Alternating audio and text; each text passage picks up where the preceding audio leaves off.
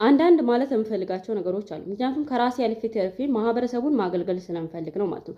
ምክንያቱም እኔ ያወቅኩትን ማሳወቅ፣ የሰለጠንኩትን ማሰልጠን፣ የተማርኩትን ማስተማር ግዴታ ነው። ምክንያቱም የነገው ማህበረሰብ አሊያም ደግሞ ነገ ላይ ለሚገኘው ትውልድ መጥቀም አሊያም ደግሞ ማገልገል ምኞቴ ነው ማለት ነው ኢንሻአላህ ባላ ፍቃድ። በመቀጠልም ደግሞ እኛ የምንፈልገውና የምናስበው አሊያም ደግሞ የምናቀደው ነገር ሊሳካ እንደሚችል ማወቅ አለብን። ምክንያቱም ሙሉ ለሙሉ አንድን ነገር ካመንበት ማድረግ እንደምንችለው ሁላ ማለት ነው። ምክንያቱም እኛ የፈለግነውን ነገር ማድረግ እንችላለን። በህይወትም ደግሞ የሌሎችን ርስቅ እስከ መዝጋትም ድረስ እንደርሳለን። ምክንያቱም አንዳንዴ እድል ሲመጣ ከኛም አልፎ ተርፎ ለማህበረሰቡም የሚሆን እድል ነው የሚመጣው። ያኔ ምንድነው የምናደርገው? እኛ ለራሳችን ስለማንፈልገው ብቻ ማህበረሰቡን ግን አገልግሎት እንዳያደርግ ማድረግ እንችላለን ማለት ነው። ያ ማለት የሚመጣውን ኦፖርቹኒቲ አለመቀበላችን ማህበረሰቡንም ጭምር እንደሚጎዳ ማወቅ መቻል አለብን። የምናስባቸው የምናቀዳቸው የምናልማቸው በጣም በርካታዎች አሉ። የምንፈልጋቸው ማሳካት በህይወታችን አግኝተናቸው ያንን ነገር መኖር የምንፈልገው ህይወት በጣም በርካታ አለ።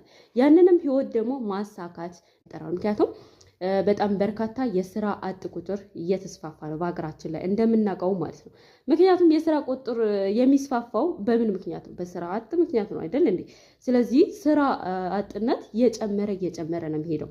ኑሮ እየጨመረ ነው እንጂ የሚሄደው ምንም ነገር በህይወቴ ላይ ይቀንሳል ከዛሬ ነገ ይሻላል ብዬ አላስብም። የቤት ኪራዩም ቢሆን ሁሉም ነገር ዘይት፣ ስኳር፣ ጤፍ ምናምን እየጨመረ ከጊዜ ወደ ጊዜ ሁሉም ነገር እየጨመረ ነው የሚሄደው። ያለ ምንድን ነው? ከኛ ከራሳችን አንጻር ነው። በሚመጣው ኦፖርቹኒቲ አለመጠቀም። ሰው ችግር ላይ ሲወድቅ እንደ መርዳት ፋንታ እኛ ራሳችን ችግር ውስጥ ገብተን ሌሎችንም ሰዎች እንደማስቸገር ማለት ነው።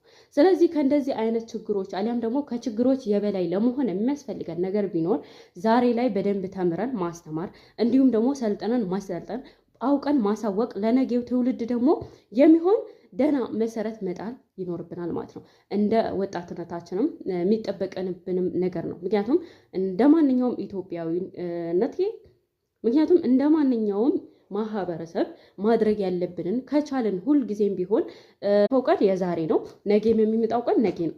የሚጠቅመን ቦታ ላይ እንዋል ነው። በአግባቡ የሚጠቅመን ቦታ ላይ እንዋል። በዲናችን ሊሆን ይችላል፣ በትምህርት ሊሆን ይችላል፣ በሀገር ጉዳይ ሊሆን ይችላል፣ በተለያዩ ቦታ ሊሆን ይችላል። ለማህበረሰቡ አገልግሎት በሚሰጥ ቦታ ጊዜያችን ብናጠፋ የተመረጠ ነው። አሊያም ደግሞ ዝም ብለን ምንም በማይመለከተን በሚመለከተን ጊዜያችንን እያጠፋን ሰዓታችንን፣ ጉልበታችንን፣ ጊዜ ወርቅ ነው ይላል አብዛኛው ሰዎች። እንደዚህ እያሉ ነው የሚሸወዱት።